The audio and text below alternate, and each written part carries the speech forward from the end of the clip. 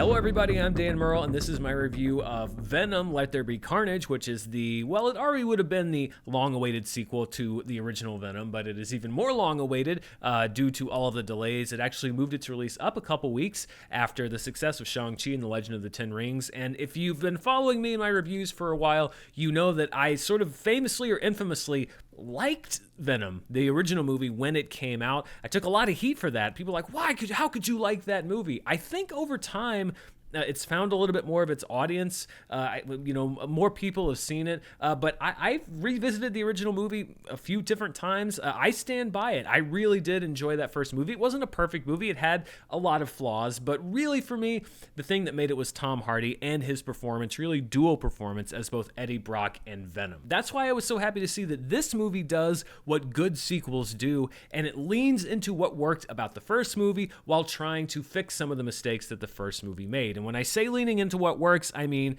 the performance of Tom Hardy and the characters of Venom and Eddie Brock. We've gotten all of the getting to know you stuff out of the way, and Venom Let There Be Carnage is about these two learning how to live with or without each other. I know it raised a lot of eyebrows when it was announced, but looking at the movie and the finished product, I really do think that Andy Serkis was a great choice for director, because you have at the center of this movie a dual role where your lead actor, Tom Hardy, has to interact essentially with himself, who is played by special effects, and that seems like a really good role for Andy Serkis to fill, because not only does he bring a lot of experience, not only as a director, he's directed a couple movies, but also as an actor on, movie sets that are massive in size, massive in scale, Lord of the Rings movies, Marvel movies, you name it. But he's also done this type of acting before. It's really how he made his name. Who better to be able to relate to Tom Hardy? He's probably had to do some of the same things than Andy Serkis, because he can say, oh yeah, I know what this is like.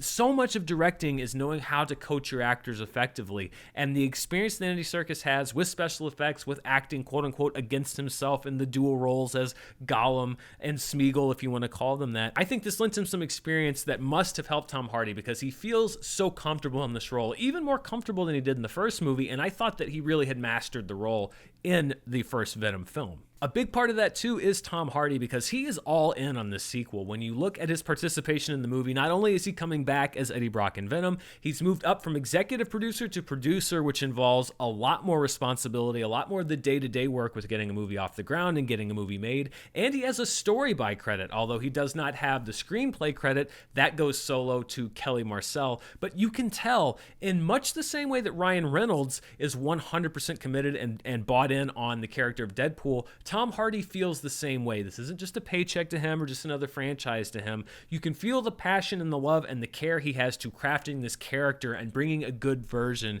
to the screen. And it's kind of this intangible thing. You can just tell when an actor is going the extra mile. It's something that you also felt from Hugh Jackman as Wolverine. You just know when they're buying in, because this movie and the first one could absolutely collapse under the weight of somebody who didn't really have a good idea of what he was doing. Tom Hardy knows what he's doing, and it works. Eddie and Venom are the highlight of the film, but we also get the payoff for what was set up at the very end of the first movie, Carnage, who is played by Woody Harrelson. Woody Harrelson returns. His terrible wig does not, thank goodness. We had an upgrade in the wig department for him. He plays Cletus Cassidy, who is a serial killer on death row, who starts off toying with Eddie Brock. He thinks he can give him a voice on the outside while he's in prison, then sees something different in Eddie and is able to use this knowledge to unlock a new symbiote inside himself called Carnage. And while Venom definitely has some rough edges, Carnage is all pointy ends. This is a mean symbiote who only wants to kill and destroy. Cassidy is mainly driven by a desire to reunite with his childhood love, Frances, who is also known mainly in the comics as Shriek, who's played by Naomi Harris, and relationships are actually at the center of this movie and at the center of the story. You have Cletus Cassidy and Frances. You have Eddie and Venom. You have this reunion between Anne, who is Eddie's ex-fiancée, and Eddie and Venom, who also has his say in the relationship. And it's all about how these characters bounce off of each other. I'd also like to mention that Michelle Williams also got a wig upgrade in this movie. I think that's where a lot of the budget went. It just went to upgrading the wig department, and this really shows. It's one of many marked improvements in this sequel. Because the script is so character-focused, it gives the movie a very personal feel, which is quite an achievement for a movie about, slime aliens from outer space that take over host bodies. But this is what we talk about when we say that you can inject good stories into any kind of movie. The movie that could or would have been made out of this with less judgment and careful guidance would have been kind of what you would expect from this movie. It may have been called Maximum Carnage. It would have been 2.5 hours long.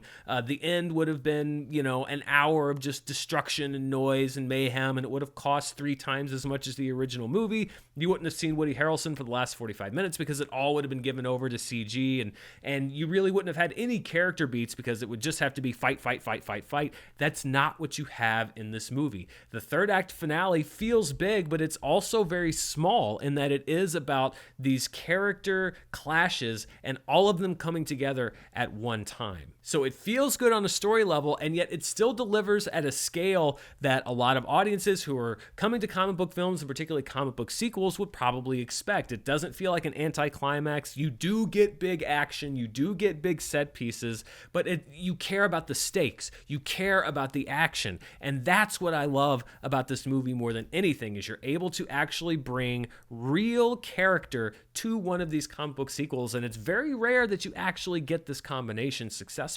A byproduct of this focus on character is that this is also a very streamlined film. It comes in under an hour and 40 minutes. Again, that's very rare, especially for a sequel, but it doesn't really feel chopped up. It doesn't feel like this is a 2.5 hour movie that was sliced and diced to be an hour and 40 minutes. The first act of the film does feel a little bit rushed. I think you could have maybe even put in 5 extra minutes if you wanted to, but the story makes sense. And once it really gets going, you understand why they wanted to get to the heart of the story and really to these characters and their backstories, because that's what drives the film, not the action, the story. I think a lot of people would say that Venom Let There Be Carnage is a big improvement on the first movie, but the floor is actually a lot higher for me because I like the first film. I will say that I do think it is an improvement, largely because they did kind of cut away the things that didn't work, the sort of empty set pieces, the forgettable villain, and that's nothing against Riz Ahmed, that's just sort of how that villain was written. Here with Cletus Cassidy, Woody Harrelson, he may not be an MVP villain performance, but he laces it with just enough camp without going overboard,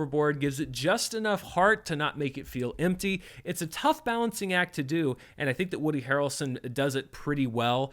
So what you have here are good performances, a good story, lots of laughs, a lot of humor in this movie. I found myself laughing very often, a lot of it coming from this interaction between Eddie and Venom. This is just a good time at the movies. If you've been looking for a good time, I think especially if you're in a place where there can be a big crowd in a theater and you're comfortable with that, you're going to get the laughs, you're going to get the claps, you're going to get the cheers, and of course you get an idea of where Venom might be going next. I'm definitely intrigued by where it looks like they're going to be taking the character and how they're going to adapt to this next adventure in the story of Eddie and Venom and all of the associated people in Venom's world. So we will see what happens, but it's a recommendation for me on Venom. If you didn't like the first movie, this one might win you over. If you did like the first movie, I think you're going to like this one more. But are you excited about the movie? Let me know down in the comments below. Do you plan to see it this weekend, or are you going to wait to see it at home? Have you already gone to see it? It's out in previews here in the United States and Canada. Let me know down in the comments below. And as always, if you want to see even more of what I'm up to, you can check me out on Patreon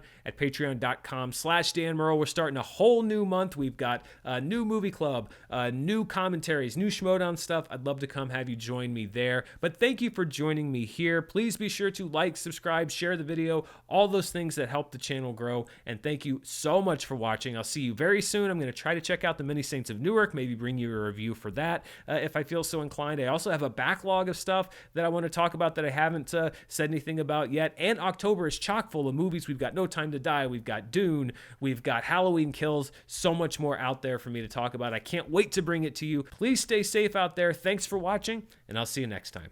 Bye.